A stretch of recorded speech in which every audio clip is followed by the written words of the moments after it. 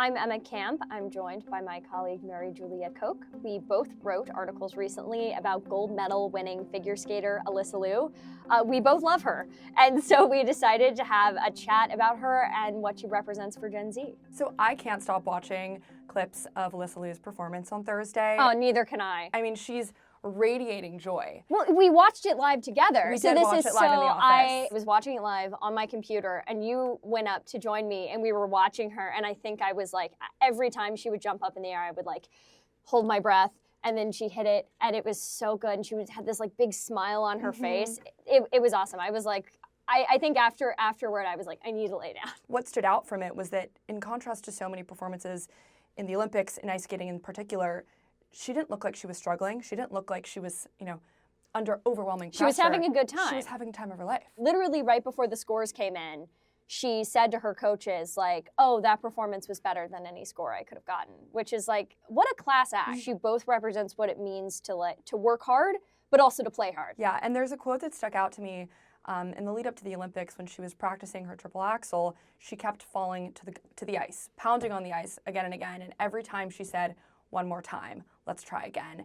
And she explained afterward in an interview that it's because for her, competition isn't the goal, the training is the goal. She said that she enjoys the struggle is what makes her feel alive. I love her attitude, and I think it is so important to remember that skating wasn't always joyous for her. Yeah. So she was this child prodigy, and then she retired. And she later said in an interview, I forget the exact quote, but it was basically like, I was feeling stuck. I wasn't feeling like this was working for me anymore. She took 2 years off. And then she decided to come back, and her coaches tried to talk her out of it. They said she was too old, which is insane because she was 18. But she came back, and she said, like, I'm going to do this on my own terms, right? No one is going to micromanage me. I think she even said, like, no one's going to tell me what I can and cannot eat. No one's going to starve me. I'm going to fuel myself like an athlete. She's like, I'm going to pick my own program music. Like, she won because she was in control.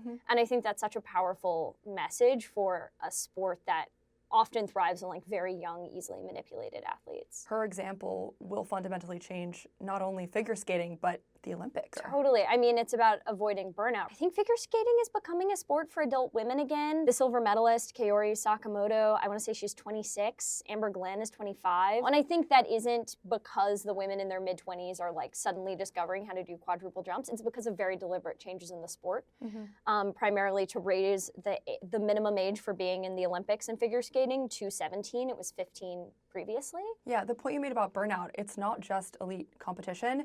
There's this wild stat that I mentioned in my article, which is that 70% of young people in sports, they quit by the time they're 13. And that's because of the intense pressure they feel to be the best. And if they feel that they're not going to go to college for it or go professional, there's a sense of what's the point of trying. And so I think that perfectionism is stripping a lot of people of the joy of just doing a sport for the sake of sport. Yeah, it sounds counterintuitive, but I think the joy with which Alysa Liu skates, this has been brought up over again, her joy, her relaxation, her drive to perform, I think actually leaves a framework for staying in sports even if you're never going to be an elite athlete. Alysa Liu would have been happy whether or not she got the gold. And it's like, okay, maybe I'm not the best skater at my rink or whatever, but it makes me really happy.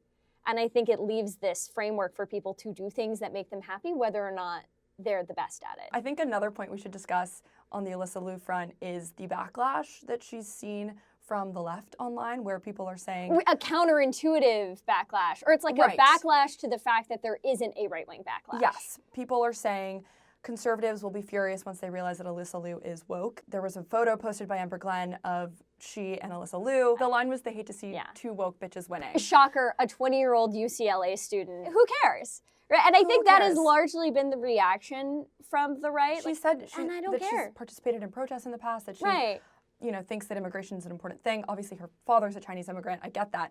But she didn't bring her politics into her performance. No. She didn't bring it into any of the press conferences. She was skating with that American flag. Totally. She was standing for the pledge. Like, American hero, honestly, right? Right. And when you see her take the top stand on the podium and she has her hand over her heart and a gold medal over her neck, you are not thinking about her politics. You're thinking, that is an American athlete standing for America. We won. Like, there's a sense of patriotism, and that shouldn't be coded as right-wing. Right, we really shouldn't care about athletes' political views because that's not why we support them. And I think it's so important to consider that her father is an immigrant from China who was a pro-democracy protester, who came to the United States, became a lawyer, started a family.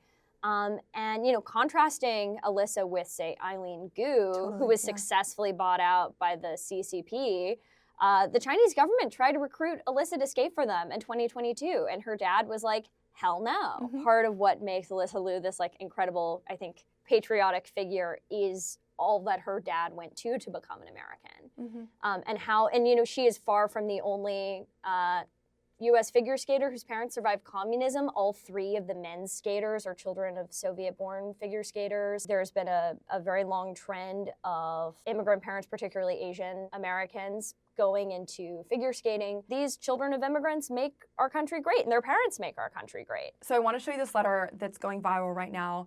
Alysa Liu wrote it to her future self when she was 13. I saw that. It's so cute. Oh my gosh. She said, "Did you do those big things you dreamed about? Did you win gold in 2022? Did you stay on the podium for every nationals? Did you ever travel to Italy? I know those are big leap of faith type things, but hey, every jump starts somewhere." That is something I want to look at anytime I'm afraid to do something. It's so sweet. I'm her biggest fan. America's sweetheart. Agreed. In my opinion, yeah.